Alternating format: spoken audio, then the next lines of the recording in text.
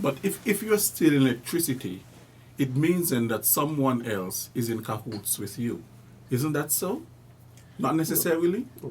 Well, it could be so many different things because we have seen so many different things, so that it is it's not just one. I really don't know how it works. How does it really work? Okay, we don't want to give no, we don't give ideas. We don't want to give no. Yeah, but what I'm saying, like, what we want to say is that, you know, simple things like a house is in a yard, two houses in a yard, and you're the house in the front, and you take, you know, you're coming from the front to the back because it might be family. Mm-hmm. But that in itself is an illegal connection, you know, because every, if you want to call it residential dwelling, should have their own connection. Right. So that in itself is an illegal connection. So that show up as an illegal connection.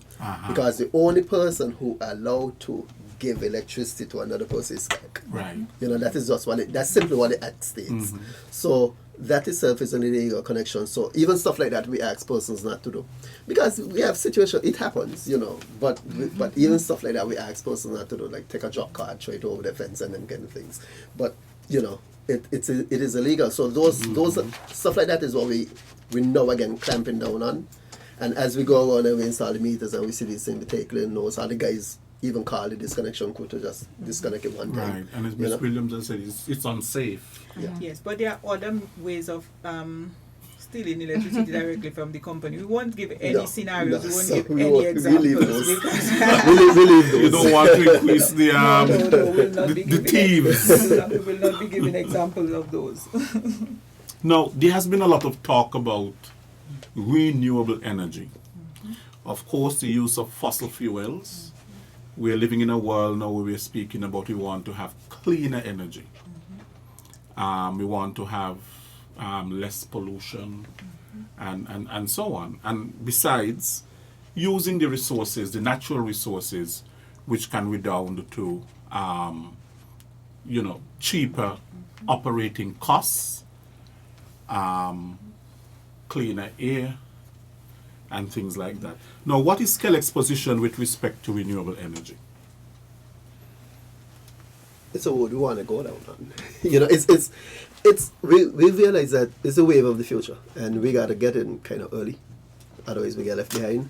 A lot of other Caribbean islands doing it, but you know, we are taking our time getting it done right, because sometimes you could jump into it or other cases, and we know it's not cheap either, and that goes back again to our capital expense, you know, because it's not a cheap endeavor, whether you're going to do wind, solar, or whatever, or geothermal. It's not a cheap endeavor. So we have worked with Terranaf, the company out of Guadeloupe, who's doing some exploration for us, so they would then provide us with the information, and it go from there.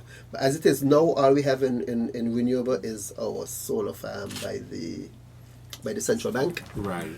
That's the one we have. That's a 0.5 megawatt solar farm. So what about the one at the airport? That belongs to SCASPA. Oh, that's SCASPA. Oh, so that one at the roundabout by the ECCB feeds into your grid. Yes. Yes, SCASPA also feeds into our grid, but it actually when it's excess, whatever they don't use, feeds into our grid, and then we go and we take the readings. And what has been the difference with that? Has it made any difference at all? I think I rather the engineers answer that question, because we have our engineer who could probably answer that question best. But well, what I can say, I can only speak for ours. It's very small, because as you could see, it's small. Like we got some photos of one in Australia that's like, I don't know, this size is like 2 times, 3, 4 times the size of the square. You know, that provide like a lot, but you know, ours is just like I don't even know the size of it up there. But so that provides enough for what we wanted to do. We hoping to expand, but it's a costly venture. You know, and that's what we would like personal, that when you help us by paying your bill, we are able to get into these things quicker. You know, so you help us, then we could be able to diversify from fossil fuel into clean energy, to provide you with a lower cost. You know, so you won't be paying like 15 cents or whatever the case is. You can pay something less, you know, per unit. So that's where we're going. That's where we hope to go. And as a government mandate, that's where we're going. Okay. You know, so. Now, I know that SKELEC has a vision, and as a private company, you have a mission statement. You are fulfilling a mission. You have a motto, and I understand also that there's a logo. Could you speak a little bit to this? Well, What I did you would get not the- say a logo, but a It's a slogan. A that slogan, we okay, are a slogan, using. a slogan. Yeah, slogan. That we are using for our 2016-2017 financial year. Okay. And it says, I pledge to follow through to better serve you. And so it's a pledge that we want all of our staff to take to heart. Okay. And our mission statement, let me read the mission statement for persons to know. Our mission statement states that SKELEC will supply reliable electricity at a competitive price while safely optimizing the life of the asset in harmony with the local community and the environment, providing a rewarding and motivating workplace for our fellow employees. So that is our mission. So, you know, we want to also show that we are good corporate citizen. You know, Yes. and that's why we have this for the last 3 years, 3 years we have delved into at the end of the year we give out hampers, and the first 2 years I think we probably gave out. I think the first year we might have given out 4. The following year we gave out 6. This year we were able to give out like 10, 11 hampers, Okay. because what we did is that staff now got involved, right? So now staff is actually giving, and then we now keep going and going and going, which is good, because we were just able to give like 4 persons, then we went to 6 persons, and now we're giving 10 persons plus other organizations, you know. So it helps. And then we as, if you want to call us, sponsors of the Tyrrell William primary school. So we have donated their track suits for the primary inter-school. Okay. And we have done some other work with them, and also the factory benches. So, you know, we sponsor that as well. So we just want to let persons know that it's not just about collecting money. You know, we want to You're be giving back. Yes, we're giving back, and we want to be a good corporate. So our corporate social responsibilities to the Right. community. Mhm. You know. And even recently we have partnered, and you'll notice cameras in some areas around town, or some areas, even in some communities you will see cameras.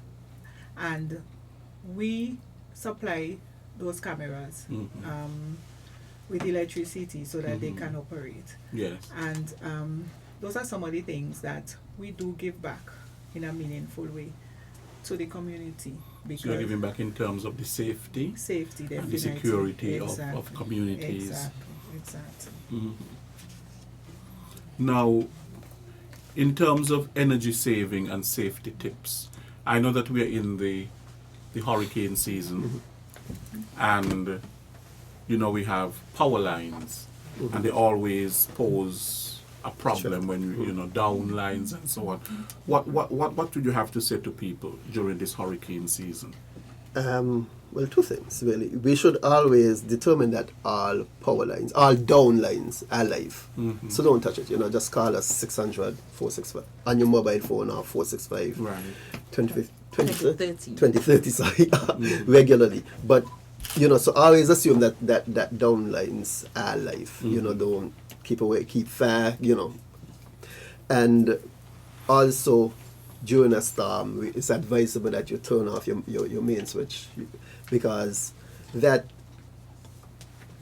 if there's a surge, it most likely didn't come from, say, it could be electrical, lightning strike or something like that could cause a surge, or whatever the case is. So it's up. So a lot of these things will be up to the customer's end, Yes. to protect themselves and protect their electronic equipment. And we also encourage persons to let us know if there are any trees need cutting around the lines, or whatever the case is, because sometimes a tree fall on a line that could have been prevented cause us now to be spending a couple more hours doing this than fixing something else, you know. So those are just some of the minor things that we like to mention to let persons know when, you know, during this time, especially, you know, it get more active as September come along. You know, so during this time, these are some of the practices that they should follow. But we are actually, we have started, I think it was in June, we started our tree cutting, because we do it every year. So we started our tree cutting. So we're going around the island. Last weekend, they were in Sandy Point. which would have been the second time they were in Sandy Point, because we went from, I think it was St. Paul's East, and now they're coming west. So we have already done the island and we're going back around, just cleaning up, making sure, and stuff like that. But there's what we want to know, if anyone have a tree that they need us to come and assess, make sure. Because we are not responsible for all the trees, but we are responsible for anything that, because we can't be cutting down everybody's tree, you know. But we are responsible for trees, especially that those maybe like 10 feet away from our wires. So we encourage persons to like give us a call at 465-2013. Okay. You know, let us know. Let us know that there's a tree here. What time is best that we could come and see them, because it might have to be on a weekend or whatever the case is, and then we could bring the guys, and if needs be, we would cut it.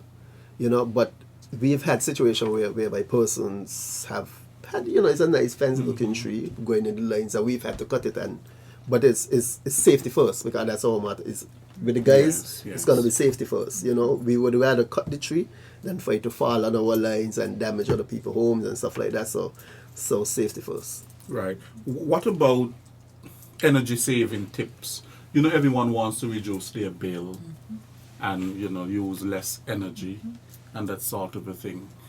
Do you provide that to customers? Yeah. We have on our new website, because we will be launching our new website in about a few weeks, but on new website, it will describe a lot of that information on how persons who go around saving, doing little things like unplugging phone chargers, unplugging your laptop charger. Because any charger, once it's plugged in, is still pulling some sort of energy, you know. Turn off your cable box or whatever it is. Turn off your lights. Turn off your lights and leave the room. As simple as that sound, it saves money. As simple as it sounds, turn off the light, it saves money. And we like to dispel one myth, which we realize persons keep asking. They say that they would turn off their fridge when they leave home, or the freezers when they leave home. You know, we realize that it doesn't help. Oh. Because you turn off your freezer, you know, the temperature drop. When you come back home and you plug it back in, you have to 1 2 each back to the temperature that it was set at. Oh, sorry. Okay. So it don't really help. So that stuff like that we have gotten, research have been done on it, and they provide that information. So we just like to tell person that it doesn't really work. You know, anything over 8 hours, your freezer start to lose. I think it's 2 degrees every 8 hours, something like that, they say. So, you know, those little things. But practice good energy saving tips would be good. Unplugging any device from the wall would help. Would really help. You know, put your stuff in a power supply and then just turn that off. So everything, your TV, your VCR, your DVD, whatever. Right, just unplug. Yeah, just unplug it out, just turn it off. So at least you kill anything going to it. Because I know sometimes, you know, like for example, I would leave my charger in the wall, plugged into the thing, so it's using energy. Yeah, it's using energy. Leaving your computer on. Because, you know, it's easy, because when you come home, you just tap it and it comes on. It's quick, but then it's burning energy while you're not home, you know. And so those are the little things that we are supposed to do. But really, the light, because a lot of people say, but I only use light when I come home in the night. But what we realize is that, okay, during the day we might be using 21 megawatts. Like right now we might be running at 21 megawatts. But in the night we run at 21 megawatts too, as safe. And why? Because everybody now is at home, they have on the television, the light, AC, the fan, whatever the case is. So it's still burning electricity. So turn off these things when you leave the room. Really, really do help you to save, you know. Okay. Really do help you to save.